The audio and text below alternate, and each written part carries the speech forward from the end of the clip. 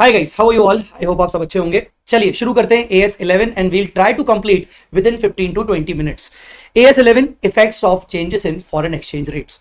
AS11 में कुल मिला के 3 बातें आती हैं। पहला, foreign currency transactions. Foreign currency transactions का इनिशियल रिकॉग्निशन कैसे होगा और बैलेंस शीट डेट पर सब्सिक्वेंट मेजरमेंट के अंदर अकाउंटिंग क्या होगी। दूसरा, फॉरेन ऑपरेशंस मतलब ब्रांच, फॉरेन ब्रांचेस की अकाउंटिंग क्या होगी। और तीसरा, फॉरवर्ड एक्सचेंज कॉन्ट्रैक्ट्स जिसके अंदर हेजिंग आता है और स्पेकुलेशन आता है, और उन दोनों का अकाउंटिंग ट्रीटमेंट क्या होगा। सबसे पहले बात करेंगे अपन करेंसीज के बारे में। ये तीनों चीजों को बात करने से पहले करेंसीज के बारे में बात करेंगे। तो as far as currencies are concerned, 2 प्रकार की करेंसीज होती है। पहला होता है रिपोर्टिंग करेंसी, दूसरा होता है फॉरेन करेंसी। रिपोर्टिंग करेंसी मतलब ऐसी करेंसी जिसमें हम अपने फाइनेंशियल स्टेटमेंट्स बनाते हैं, रिपोर्ट करते हैं। फाइनेंशियल स्टेटमेंट्स बनाते हैं, रिपोर्ट करते हैं मतलब assets, liabilities, incomes, expenses, equity, capital, हम किस करेंसी में दिखाएंगे उस करेंसी को बोलते हैं रिपोर्टिंग करेंसी। फॉर एग्जांपल, हमारी रिपोर्टिंग करेंसी रुपी है, पर जरूरी नहीं कि हमेशा रिपोर्टिंग करेंसी रुपी ही हो। क्वेश्चन को आपको ध्यान से पढ़ना है। फॉरेन करेंसी मतलब ऐसी कोई भी currency which is other than reporting currency, जो रिपोर्टिंग करेंसी के अलावा है। मतलब फॉरेन करेंसी जो होगी वो मल्टीपल करेंसीज, डॉलर भी हो सकती है, पाउंड भी हो सकती है, कुछ भी हो सकता है। तो एग्जांपल के तौर पर डॉलर, पाउंड, यूरो वगैरह, ये हो गया करेंसीज। अब आगे बढ़ते हैं। आगे बढ़ने से पहले कुछ डेफिनेशंस और देख लेते हैं। एक होते हैं मॉनिटरी आइटम्स, दूसरे होते हैं non monetary items. Monetary items मतलब वो असेट्स लायबिलिटीज जिनकी वैल्यू क्या होती है, जिनकी वैल्यू फिक्स्ड होती है। और नॉन मॉनिटरी मतलब जिसकी वैल्यू फिक्स नहीं होती है, जिसकी वैल्यू फिक्स नहीं होती है। तो जैसे डेटर से मुझे 50,000 लेने हैं 2 महीने बाद, तो इन 2 महीनों में डेटर की कोई वैल्यू ऊपर नीचे नहीं होगी, डेटर की कोई मार्केट वैल्यू बढ़ेगी गिरेगी नहीं।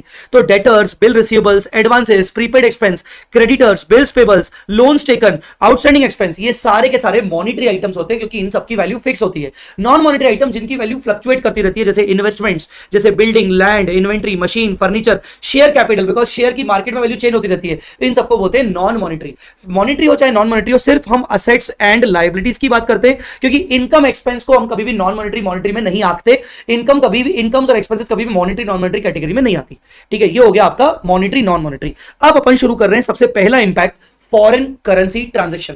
अगर आप कोई भी ट्रांजैक्शन फॉरेन करेंसी में करते हो, अगर आपकी रिपोर्टिंग करेंसी रुपी है और फॉरेन करेंसी में डॉलर में कोई ट्रांजैक्शन करते हो, तो उसको रिकॉर्ड तो रिपोर्टिंग करेंसी में करना पड़ेगा। तो जब आप उसको पहली बार रिकॉर्ड करोगे, फर्स्ट टाइम रिकॉर्ड करोगे, इनिशियल रिकॉग्निशन, तो आप किस रेट पर रिकॉर्ड करोगे उस फॉरेन करेंसी ट्रांजैक्शन को आपको कन्वर्ट करना पड़ेगा रिपोर्टिंग करेंसी में। उसके लिए चाहिए आपको एक्सचेंज रेट। तो एक्सचेंज रेट आपको चाहिए रहेगा उसी दिन का जिस दिन आपने ट्रांजैक्शन किया, उसको बोलते हैं स्पॉट रेट। पर एग्जाम में आप डायरेक्टली स्पॉट रेट नहीं लिखेंगे, स्पॉट रेट आप ब्रैकेट में लिखेंगे, आप लिखेंगे rate prevailing on the date of transaction. तो जिस दिन वो ट्रांजैक्शन हुआ फॉरेन करेंसी का, चाहे वो लोन लिया, लोन दिया, असेट लिया, असेट दिया, असेट बेचा, गुड्स परचेज किया, गुड्स सेल किया, व्हाटएवर, जो भी ट्रांजैक्शन जिस दिन हुआ उस दिन का रेट स्पॉट रेट के हिसाब से वो कन्वर्ट होगा। ये हो गया इनिशियल रिकॉग्निशन। इनिशियल रिकॉग्निशन पे आपने बस ट्रांजैक्शन रिकॉर्ड किया, उस ट्रांजैक्शन के बेसिस पर बैलेंस शीट में असेट लायबिलिटी जा सकती है, पीएनएल में इनकम एक्सपेंस बुक हो सकता है। बट बैलेंस शीट डेट पर आता है subsequent measurement. Balance sheet date पर सब्सिक्वेंट मेजरमेट आता है असेट लायबिलिटीज का। तो यहां पर सब्सिक्वेंट मेजरमेंट करते वक्त आपको क्या ध्यान रखना है? सब्सिक्वेंट मेजरमेंट करते वक्त आपको बैलेंस शीट डेट पर आपको सब्सिक्वेंट मेजरमेंट करते वक्त असेट लायबिलिटी आपके ध्यान में आएंगी। असेट लायबिलिटी 2 प्रकार की होती है। एक होती है मॉनिटरी, जो मैंने अभी बताई, जिनकी वैल्यू फिक्स है, और एक होती है नॉन मॉनिटरी। ठीक है ना, एक होती है मॉनिटरी, एक होती है नॉन मॉनिटरी। ठीक है, अगर वो मॉनिटरी असेट्स लायबिलिटी है तो आपको सर्च करना है FCMI। FCMI मतलब फॉरेन करेंसी मॉनिटरी आइटम। मतलब तुम्हें सारे के सारे असेट्स लायबिलिटीज को बैलेंस शीट डेट पर सब्सिक्वेंटली मेजर नहीं करना है, उन्हीं मॉनिटरी असेट्स लायबिलिटीज को करना है जो कि फॉरेन करेंसी के फॉर्म में होंगी। Foreign debtors, foreign creditors, foreign loans. और नॉन मॉनिटरी जो ऑब्वियसली जो मैंने अभी बताया नॉन मॉनिटरी, इस टाइप की असेट्स जो नॉन मॉनिटरी भी फॉरेन करेंसी के फॉर्म में होगी। अब नॉन मॉनिटरी 2 प्रकार की होती है, which are measured at cost या which are measured other than cost. Which are measured at other than cost. अब आप बोलोगे सर ये वाला चीज तो ना कभी ऐसा लग रहा है पढ़ा नहीं है। मेरे स्टूडेंट्स ने पढ़ा है, बाकी बच्चों ने हो सकता है शायद ना पढ़ा हो, ज्यादा पूछा नहीं जाता, पर एएस का पार्ट है। तो मेजर्ड एट कॉस्ट, जैसे तुम्हारा AS10 बोलता है पीपीई को आप या तो कॉस्ट मॉडल पे रखो या तो रिवॉल्यूशन मॉडल पे रखो। तो अगर तुम कॉस्ट मॉडल पे रखते हो तो उसको बोलोगे तुम non monetary asset measured at cost. दूसरा, non monetary asset measured at other than cost. PPE को तुम रिवॉल्यूशन मॉडल पे रखते हो तो वो अदर देन कॉस्ट हो जाती है। जैसे इन्वेस्टमेंट, करंट इन्वेस्टमेंट्स को तुम कैरिंग अमाउंट या कॉस्ट और market value which ever is lower, तो अगर मार्केट वैल्यू पे रख रहे हो तो अदर देन कॉस्ट हो गई। इन्वेंटरी कॉस्ट और NRV which ever is lower, तो अगर कॉस्ट पे रख रहे हो तो मेजर्ड एट कॉस्ट हो गई, एनआरवी पे रख रहे हो तो अदर देन कॉस्ट हो गई। ये वाला इंपैक्ट आता है। तो यहां पर बैलेंस शीट डेट पर जब आप AS11 अप्लाई करोगे तो इसका आप कुछ नहीं करोगे। आपने इसको जब इनिशियली रिकॉग्नाइज किया था स्पॉट रेट पर तो उसी को छोड़ दोगे। पर जब बैलेंस शीट डेट पर अगर आपके पास फॉरेन करेंसी मॉनिटरी आइटम है, या अगर आपके पास नॉन मॉनिटरी आइटम है which is measured at other than cost, तो इन दोनों को तुम क्लोजिंग एक्सचेंज रेट पर बुक करोगे, इन दोनों को तुम वापस से क्लोजिंग एक्सचेंज रेट पर रीवैल्यू करोगे। मतलब पहली बार जब तुमने फॉरेन करेंसी ट्रांजैक्शन रिकॉर्ड किया था तो स्पॉट रेट लिया था, पर अब बैलेंस शीट डेट पर अगर ये बैलेंस शीट डेट पर अवेलेबल है तो तुम इनके ऊपर क्लोजिंग एक्सचेंज रेट लगाओगे। ठीक है, अब तुमने क्लोजिंग एक्सचेंज रेट लगा लिया तो क्या डिफरेंस आ जाएगा, एक्सचेंज डिफरेंस। एक्सचेंज डिफरेंस जो भी आएगा उसका जनरल रूल ये है कि एक्सचेंज डिफरेंस हमेशा कहां जाएगा, P&L में जाएगा। जनरल रूल ये है कि वो P&L में जाएगा। ठीक है, हालांकि मैंने यहां पर लिखा है शॉर्ट टर्म FCMI, मतलब शॉर्ट टर्म नेचर का होगा तो P&L में जाएगा, बट नॉर्मली जनरल रूल ये है कि वो P&L में जाएगा। ठीक है, आई मेरी बात समझ में। बट अगर मान लीजिए आपका long term foreign currency monetary item है, जैसे loan, long term foreign currency monetary item मान लो loan, long term foreign currency monetary item which are to be settled beyond 12 months from the transaction date, जो transaction date के बाद कम से कम 12 महीने के बाद सेटल हो, मतलब आपके लोन्स हो गए। तो ऐसे चीजें होती है long term foreign currency monetary item. Balance sheet date पर आप जब इनको क्लोजिंग एक्सचेंज रेट पर अप्लाई करोगे तो उनका एक्सचेंज डिफरेंस निकलेगा। तो आपके पास एक चॉइस है, या तो आप उनके एक्सचेंज डिफरेंस को P&L में लेके जाओ, ट्रीटमेंट ऑफ एक्सचेंज डिफरेंस लिखा है, ट्रीटमेंट ऑफ एक्सचेंज डिफरेंस, या तो आप उसको P&L में लेके जाओ, या तो अगर आप उसको P&L में नहीं लेके जाना चाहते तो आप पैरा नंबर 46 अप्लाई करो। 46/46A बोलते हैं, अगर आप सिंपली 46 भी लिख के तो चलेगा। अगर आप पैरा 46 अप्लाई करते हो तो आप बाद में पीछे मुड़ के नहीं देखोगे, ये पैराग्राफ 46 पर आपको हमेशा के लिए अप्लाई करना पड़ेगा उस पर्टिकुलर आइटम के लिए, LTFCMI के लिए। पैरा 46 क्या बोलता है, पैरा 46 बोलता है कि जो आपका ये LTFCMI है, क्या ये LTFCMI किसी डेप्रिशिएबल असेट से रिलेटेड है, क्या ये LTFCMI किसी डेप्रिशिएबल एसेट से रिलेटेड है, मतलब क्या आपने जो फॉरेन करेंसी लोन लिया है वो किसी डेप्रिशिएबल एसेट को खरीदने के लिए लिया है, खरीदा आपने कहीं से भी, इंडिया से भी खरीदा, लोकल करेंसी में खरीदा, कोई दिक्कत नहीं, पर जो आपने फॉरेन लोन लिया वो किसी डेप्रिशिएबल एसेट को खरीदने के लिए लिया, हां या ना, not related to depreciable asset या रिलेटेड टू डेप्रिशिएबल एसेट। अगर LTFCMI आपका डेप्रिशिएबल एसेट से रिलेटेड है तो एक्सचेंज डिफरेंस को आप डेप्रिशिएबल एसेट की कॉस्ट में ले जाओगे। अगर एक्सचेंज लॉस होगा तो आप उसको ऐड करोगे एसेट की कॉस्ट में, और अगर एक्सचेंज गेन होगा तो आप उसको डिडक्ट करोगे एसेट की कॉस्ट से, क्योंकि गेन होगा तो क्रेडिट बैलेंस होगा, क्रेडिट बैलेंस तो एसेट से माइनस होगा, और लॉस होगा तो डेबिट बैलेंस होगा और वो एसेट की कॉस्ट में ऐड हो जाएगा। अब जब एसेट की कॉस्ट में ऐड लेस हो जाएगा तो फ्यूचर का डेप्रिसिएशन भी रिवाइज निकलेगा, फर्दर डेप्रिसिएशन भी नया निकलेगा, तो depreciation for further period shall be charge on revised carrying amount. पर अगर आपका LTFCMI किसी डेप्रिशिएबल एसेट से रिलेटेड नहीं है, फॉर एग्जांपल आपने कोई वर्किंग कैपिटल लोन लिया था, एसेट से रिलेटेड लोन नहीं लिया था, तो ऐसे केस में आप जो एक्सचेंज डिफरेंस निकाल के बैठे हो उस एक्सचेंज डिफरेंस को एक स्पेशल अकाउंट में डालोगे, उसका नाम है FC MIT डिफरेंस। FC मतलब फॉरेन करेंसी, MIT मतलब मॉनिटरी आइटम ट्रांसलेशन, और डिफरेंस अकाउंट। तो foreign currency monetary item translation difference account में आप उसको चार्ज करोगे। इसको आप सेपरेटली रिजर्व एंड सरप्लस में दिखाओगे। अगर डेबिट बैलेंस होगा तो नेगेटिव फिगर, अगर पॉजिटिव बैलेंस होगा तो क्रेडिट बैलेंस, मतलब डेबिट बैलेंस होगा तो नेगेटिव और अगर क्रेडिट बैलेंस होगा तो पॉजिटिव। और आप इसको over a period of the loan, जितना भी आपका LTFCMI है 5 इयर्स का, तो 5 इयर्स में आप इसको डेफर एंड अमोर्टाइज करोगे, 5 इयर्स में। तो ये है आपका फॉरेन करेंसी मॉनिटरी आइटम और long term foreign currency monetary item. तो फॉरेन करेंसी मॉनिटरी आइटम कौन से होते हैं, मॉनिटरी आइटम आपको पता है जिसकी वैल्यू फिक्स होती है, पर जो फॉरेन करेंसी में मेजरेबल होते हैं। चलिए, तो ये हो गया आपका फॉरेन करेंसी ट्रांजैक्शंस। अब आते हैं फॉरवर्ड एक्सचेंज कॉन्ट्रैक्ट। तीसरे में अपन बात करेंगे बाद में, इसके बाद बात करेंगे फॉरेन ऑपरेशंस की। तो फॉरवर्ड एक्सचेंज कॉन्ट्रैक्ट मतलब ऐसे कॉन्ट्रैक्ट जो आप किसी फ्यूचर की अनसर्टेनिटी के ऊपर आप लगा रहे हो। फ्यूचर में आपको लग रहा है कि डॉलर की वैल्यू बढ़ सकती है, डॉलर की वैल्यू गिर सकती है, उसके बेसिस पर आज आप एक कॉन्ट्रैक्ट कर रहे हो।